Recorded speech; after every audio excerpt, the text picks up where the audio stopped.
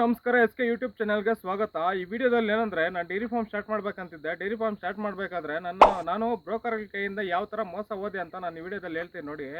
ನಾನು ಲಾರ್ಜ್ ಸ್ಕೇಲಲ್ಲಿ ಕೆಲ್ಸಕ್ಕೆ ಹೋಗಿ ಒಂದು 5-6 ಆ ಥರ ಸೇವಿಂಗನ್ನು ಇಟ್ಕೊಂಡಿದ್ದೆ. ಈ ಥರ ಕಮರ್ಷಿಯಲಾಗಿ ಏನಾದರೂ ಮಾಡೋಣ ಅಂತ ಯೋಚನೆ ಮಾಡಬೇಕಾದ್ರೆ ನನ್ನ ಹತ್ರ ಅಷ್ಟೊಂದು ದುಡ್ಡು ಇರಲಿಲ್ಲ. ಅಷ್ಟೊಂದು ದುಡ್ಡು ಹೆಂಗಪ್ಪ ಅಂತ ಸಾಲ ಗೀಳ ಮಾಡಿ ಅದ್ರ ಮೇಲೆ ಇನ್ವೆಸ್ಟ್ಮೆಂಟ್ ಮಾಡಿ ಅದರಲ್ಲಿ ಲಾಸ್ ಆಗಿ ನಾವು ಯಾಕೆ ಸುಮ್ಮನೆ ಕಷ್ಟ ಬೀಳೋದಂತ ಸ್ವಲ್ಪ ಸೇಫಾಗಿ ಯೋಚನೆ ಮಾಡಿದ್ರೆ ಈ ಥರ ನಮ್ಮದು ಬೋರ್ ಇದೆ, ಜಮೀನಿದೆ.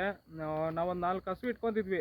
ಆ 4 ಹಸುವಲ್ಲೇ ಒಂದು 15 ಲೀಟ್ರು 10 ಲೀಟ್ರ್ ಆ ಥರ ಹಾಲು ಹೋಗ್ತಾ ಇರೋದು. ಹಾಲು ಹೋಗ್ತಾ ಇರಬೇಕಾದ್ರೆ ಒಂದು 10,000 15,000 ಆ ಥರ, ಅಂದರೆ 15 ದಿನಕ್ಕೆ ಒಂದು ಸಾರಿ ಬರ್ತಾ ಇರೋದು.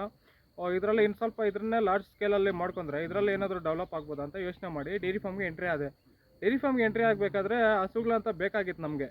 ನಾವು ಮಾರಿರೋದೇ ಹೊತ್ತು ತಗೊಂತಿರೋದಿಲ್ಲ. ಅಂದರೆ ನಮ್ಮ ಮನೆಯಲ್ಲಿ ಹಸುಗಳಿತ್ವಲ್ಲ ಕೆಲವೊಂದು, ಅದರಿಂದ ಬ್ರೋಕರ್ ಹಿಡ್ಕೊಂಡು ಹೋದ್ವಿ. ಈ ಥರ ಸಂತೆಗಳಲ್ಲೆಲ್ಲ ನೋಡಿದವನು ಹಸುಗಳು. ನಮಗೆ ಸಂತೆಗಳಲ್ಲಿ ಹಸುಗಳು ಬೇಡ, ಹಳ್ಳಿಗಳಲ್ಲಿ ಯಾರಾದರೂ ಇದ್ದರೆ ಹೇಳಿ ಹಸುಗಳನ್ನ ತೊಗೊತೀವಿ ಅಂತ ಹೇಳಿದೆ. ಅವನೇನು ಮಾಡ್ದ, ಸಂತೆದಲ್ಲಿ ಹಸುನ ತಗೊಂಬಂದು ಮನೆಯಲ್ಲಿ ಕಟ್ಟಾಕ್ಬಿಟ್ಟು ಇದೆ ಹಳ್ಳಿಯಲ್ಲೇ ಮೇಯಿಸಿರೋ ಹಸು ನೋಡಿ, ಇವರೇ ಓನರು, ಇವ್ರನ್ನ ಕೇಳಿ ತಿಳ್ಕೊಳ್ಳಿ ಅಂತ ಹೇಳ್ದೆ. ಅವನು ಏನು ಹೇಳ್ದೆ ಅಂದರೆ, ಈ ಥರ 12 ಲೀಟ್ರ್ ಕೊರತ್ತೆ ಟೈಮ್ಗೆ, ಚೆನ್ನಾಗಿ ನೀವು ಏನು ದುಡ್ಡು ಕೊಡ್ತೀರೋ ಅದು 1 ವರ್ಷದಲ್ಲಿ ಬಂದ್ಬಿಡ್ತದೆ, ತಗೊಂಡೋಗಿ ಅಂತ ಅವನು ಹೇಳ್ದ. ಹೌದಾ ಅಂತ ನಮ್ಗೆ ಹಸು ಬಗ್ಗೆ ಅಷ್ಟೊಂದು ನಾಲೆಜ್ ಇಲ್ಲ. ಅವ್ನು ಹೇಳಿದ್ರು ಕೇಳ್ಕೊಂಡಿದ್ವಿ. ನಾನು ಹಸುನ ಹೋಗಿ ನೋಡಿದೆ, ಕೆಚ್ಚಲೆಲ್ಲ ದೊಡ್ಡದಾಗಿತ್ತು. ಕೆಚ್ಚಲೆಲ್ಲ ದೊಡ್ಡದಾಗಿರ್ಬೇಕಾದ್ರೆ ಇದರಲ್ಲಿ ಬರುತ್ತೆ ಹಾಲು ಚೆನ್ನಾಗಿ ಅಂತ ಒಂದು ಮೈಂಡ್ ಸೆಟ್ ಹಿಡ್ಕೊಂಬಂದೆ. 80,000 ಕೊಟ್ಟು 80,000 ಹಿಡ್ಕೊಂಬಂದೆ. ಹಸುವನ್ನ ಒಂದು 2 ದಿನ ಆಯಿತು, ಕರು ಆಯ್ತು ಹಸು. ಕರು ಹಾಕಿರ್ಬೇಕಾದ್ರೆ ನಾವು ಜುನ್ನಾಲ್ ಅಂತೀವಿ ಸ್ಟಾರ್ಟಿಂಗ್ ಬರೋ ಹಾಲನ್ನು. ಈ ಜುನ್ನಾಲು 9 ಲೀಟ್ರ್ ಆ ಥರ, 10 ಲೀಟ್ರು 9.5 10 ಲೀಟ್ರ್ ಆ ಥರ ಕೊಡ್ತು. ಸಾಯಂಕಾಲ ಅಂದರೆ ಒಂದು 5 ಗಂಟೆಗೆ ಕರು ಹಾಕಿತ್ತು. ಸಾಯಂಕಾಲ ಹಾಲು ಕರೆದ್ವಿ, ಒಂದು 10 ಲೀಟ್ರ್ ಬಂತು 4 ತೊಟ್ಟಲ್ಲಿ. ಬೆಳಗ್ಗೆ ಎದ್ದು ಹಾಲು ಕರೆಯೋಣ ಅಂತ ಹೋದರೆ 3 ತೊಟ್ಟಲ್ಲಿ ಮಾತ್ರ ಹಾಲು ಬಂತು. ಇನ್ನೊಂದು ತೊಟ್ಟಲ್ಲಿ ಹಾಲು ಅನ್ನೋದು ಸ್ವಲ್ಪ ಕೂಡ ಬಂದಿಲ್ಲ. 10 ಲೀಟ್ರ್ ಕೊಟ್ಟಿದ್ದ ಹಾಲು 6 ಲೀಟ್ರ್ 7 ಲೀಟ್ರಿಗೆ ಬಂದ್ಬಿಡ್ತು. ಅಂದರೆ ಜುನ್ನಾಲ್ ಅನ್ನೋದು ಅಂತೀವಲ್ವ ಅದು.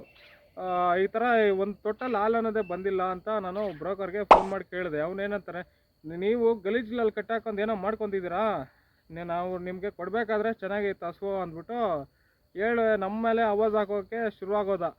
ಈ ನನ್ನ ಮಕ್ಕಳು ಈ ಥರ ಎಲ್ಲ ಮೋಸ ಮಾಡ್ತಾರ ಅಂತ ನಾನು ಅವಾಗ ಎಕ್ಸ್ಪೀರಿಯನ್ಸ್ ಮಾಡ್ಕೊತೆ. ಇನ್ನೇನು ಮಾಡೋದು, ಹಸುವನ್ನ ಹಿಡ್ಕೊಂಡೋಗಿ ಬಿಟ್ರೆ ಅದೊಂಥರ ಚೆನ್ನಾಗಿರಲಿಲ್ಲ. ಹೆಣ್ಣು ಬೇರೆ ಹಾಕಿತ್ತು ಹಸು, ಕರು ಅಂದರೆ ಹಸು ಹೆಣ್ಣು ಕರು ಹಾಕಿತ್ತು.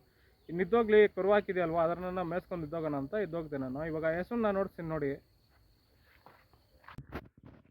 ನೀವು ಇವಾಗ ಏನು ನೋಡ್ತಾ ಇದ್ದೀರಲ್ವಾ, ಇದೇ ಹಸು. ಈ ಹಸುನ ಯಾವ ಥರ ಅದು ಫೇಲ್ಯೂರ್ ಆಗಿದೆ ಅಂತ ಅದರ ತೊಟ್ಟುಗಳಲ್ಲಿ ನೋಡ್ಸಿ ನೋಡಿ. ಈ ಹಸು ಬಂದು ಫೀವರ್ ಹಸುವೇನೆ, ಅಂದರೆ HF ಫೀವರು. ಇದು ಒಂದು ಮಳೆ ಫೇಲ್ಯೂರ್ ಆಗಿದ್ರೆ ಕೂಡ ಒಂದು 8-9 ಲೀಟ್ರ್ ಆ ಥರ ಹಾಲು ಕರೆದಿದೆ. ನೀವಿಲ್ಲಿ ಏನು ನೋಡ್ತಾ ಇದ್ದೀರಲ್ವಾ ತೊಟ್ಟುಗಳು, ಈ 3 ತೊಟ್ಟಲ್ಲಿ ಹಾಲು ಬಂದಿದೆ. ಈ ತೊಟ್ಟಲ್ಲಿ ಮಾತ್ರ ಹಾಲು ಬ್ಲಾಕ್ ಆಗಿದೆ. ಅಂದರೆ ಹಾಲು ಬರುತ್ತೆ ಒಂದು 200 ಗ್ರಾಮು 300 ಗ್ರಾಮು ಆ ಥರ ಹಾಲು ಬರುತ್ತೆ. ಇಲ್ಲಿ ನೀವೇನು ನೋಡ್ತಾ ಇದ್ದೀರಲ್ವಾ, ಈ ತೊಟ್ಟು ನೋಡಿ ಯಾವ ಥರ ಗಡ್ಡೆ ಥರ ಇದೆ. ಇದು ಇಲ್ಲಿ ಫುಲ್ಲು ಗಡ್ಡೆ ಥರ ಆಗಿದೆ.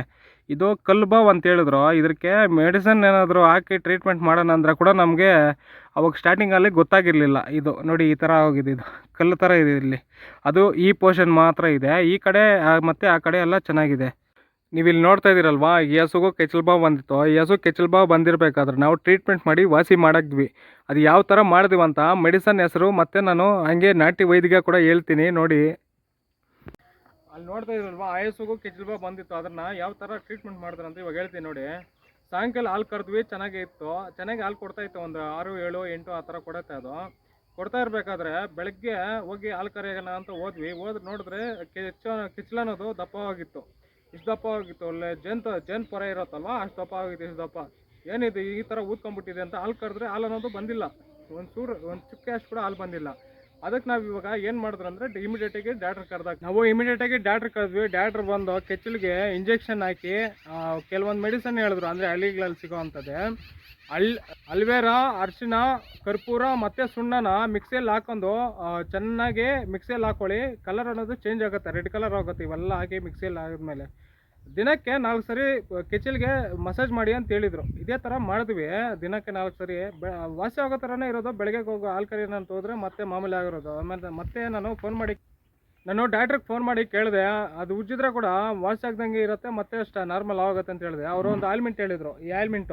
ಈ ಆಯಿಲ್ಮೆಂಟನ್ನು ಉಜ್ಜಿದ ಮೇಲೆ ಕೆಚ್ಚಲು ಅನ್ನೋದು ಕಂಪ್ಲೀಟಾಗಿ ವಾಸಿ ಆಗೋಯ್ತು ಕ್ಲೀನಾಗಿ. ಒಂದು 3 ದಿನದಲ್ಲಿ ಕ್ಲಿಯರ್ ಆಗೋಗುತ್ತೆ ಈ ಆಯಿಲ್ಮೆಂಟನ್ನು ಉಜ್ಜಿದ್ರೆ. ಇದನ್ನು ಸ್ಕ್ರೀನ್ ಮೇಲೆ ಹಾಕಿರ್ತೀನಿ, ಹೋಗಿ ತೊಗೊಳ್ಳಿ, ಮರಿದಿರಾ. ಚೆನ್ನಾಗಿ ಕೆಲಸ ಮಾಡುತ್ತೆ. ನಾನು ಮಸುಗಳ ಮೇಲೆಲ್ಲ ಯೂಸ್ ಮಾಡಿದ್ದೀನಿ, ಅದರಿಂದ ಹೇಳ್ತಾ ಇರೋದು.